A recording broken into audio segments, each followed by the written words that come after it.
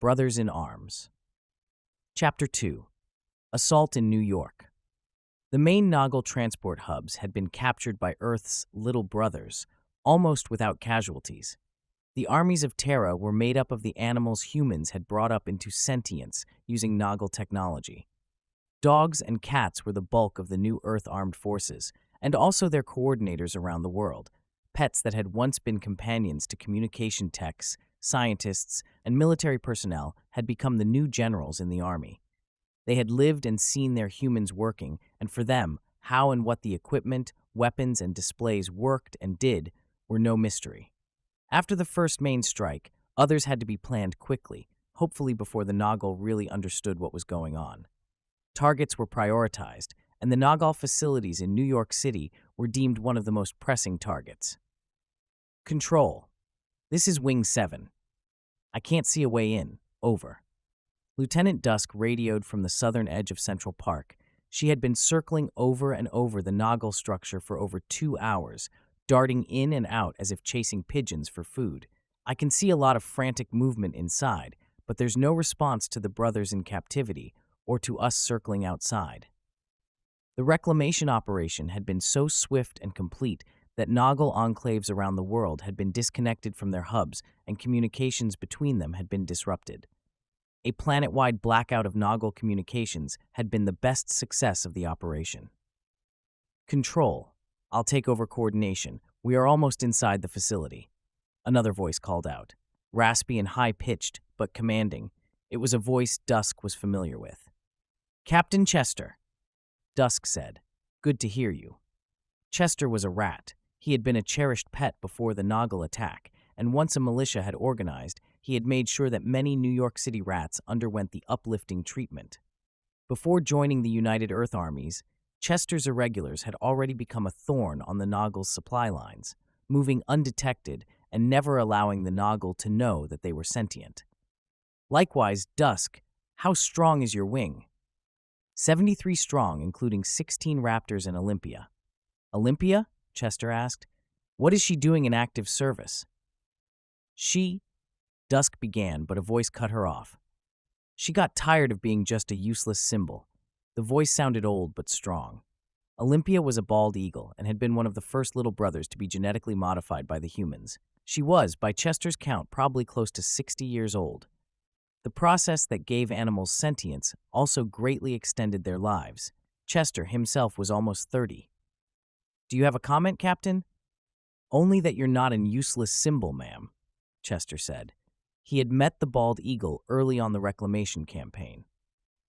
While pets mourned and tried to understand what had happened to their dead humans, she had been one of the first to call on others to find out what had happened, to cooperate, and ultimately to reclaim the planet. Olympia and the other national animals had become more than symbols. They were the leaders of Earth's new armies. Thank you, but most of my job is done thanks to our warriors, Olympia said. I want to be in the front lines while I still have strength to fly and make a difference. And you will, ma'am, Chester said. My teams are finally breaking through the pipelines. Like all rodents, rats' teeth could cut through mostly anything. It had taken time to chew through the Nagel's conduits, but they had already created many points where to enter the dome the Nagel had erected in Central Park. The problem was the air. Nagel breathed a higher oxygen concentration than that of Earth, and too much oxygen was dangerous, even deadly, to all living things. Without human ingenuity to help them, Chester's Irregulars had made up small gas masks using old water bottles as tanks with the correct mix, but their air supply was limited, and the work they needed to do was extensive. Knowing that the mission would be a one-way trip for many of his troops, Chester had asked for volunteers. He had proudly seen all his battalions step forth as one for the mission. How much longer? Dusk asked. The Earth's land armies had gathered on the streets around Central Park, outside from view. Only Dusk and his flight wing were now in view of the enemy, doing recon above them. We have half the tunnels we need. We'll be ready in 20 minutes, Chester said. I don't think we have that long, Dusk yelled as he saw Nagel forces coming out from the buildings inside the dome and pointing at his scouts. I think they finally get who we are. The Nagel that came out from the dome were armed with what seemed to be small weapons. They began to fire up at Dusk and his wing. "We are under fire," she said. "Ground troops, get ready to attack." "Belay that order," Chester said on open comm. "We need to infiltrate and either control or cut the feed to the outside doors. We tried breaking through the walls before. They can't be breached by our soldiers." "Then we count on your troops, Chester," Olympia said. Chester took a quick inventory of the tunnels already made and the places they believed needed to be infiltrated. Attacked. He corrected himself. The mission was now an attack. "All squads to tunnels Q and T. Insertion in 30 seconds, he ordered, abandoning all other tunnels. Success depended on strength of numbers now, not on stealth. He quickly moved through his troops to take point on Tunnel D. The wall of the conduits was already weakened, and he could smell the different atmosphere leaking from inside. He looked around and saw the determination on his troops' faces. He nodded at them, and then, as the 30-second alarm on his vest illuminated, he yelled, "For Terara!" and broke the conduit wall. The Nagel were looking at the sky, shooting at Dusk and the other hawks and parakeets in his flight wing, when the floodgates opened and Chester's Irregulars flooded the compound. A torrent of rats that formed rivers entered through the holes in the walls and ceilings and spread into currents, some aimed at the equipment that controlled the gates, the electricity, the dome. Others ran towards the Nagel themselves, who screamed in their high-pitched voices as thousands of rats caught and crawled over them, biting and scratching their suits and faceplates. "Good show, Captain," Olympia yelled through the comms. From up on high, she saw the rats coming out from the buildings as a living river that flowed towards the enemies. The Nagel turned their attentions to the rats and began to shoot down. Streams of light hit the living river. Each was a casualty, but numbers prevailed. "We can't find the system to open the gates," Chester yelled, his voice strained and gasping. "They have locked you out." "Retreat then," Dusk yelled. "We will find another way." If the gates didn't open, the rats would die inside the dome once their air ran out. "The Irregulars have never retreated," Chester said. "We'll take down as many as we can." The plan had called for the rats to be 3 to 5 minutes inside by themselves. More than half that time was already spent. "To me," Olympia yelled, and Dusk saw her on the tallest building close to Central Park, a slender tower made of gleaming glass 1,500 feet above the street. "We will break the dome." All the birds in the wing heeded her call, and Dusk ascended as fast as he could. At the top of the tower, Olympia was already organizing the birds as they arrived. "We'll go in pairs and groups depending on the weight," she told them.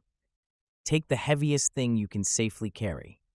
"We are a block and a half away," a parakeet said. "We can't fly these things that distance." "We don't need to," Dusk said, realizing Olympia's plan. "We just need to glide, aim, and drop.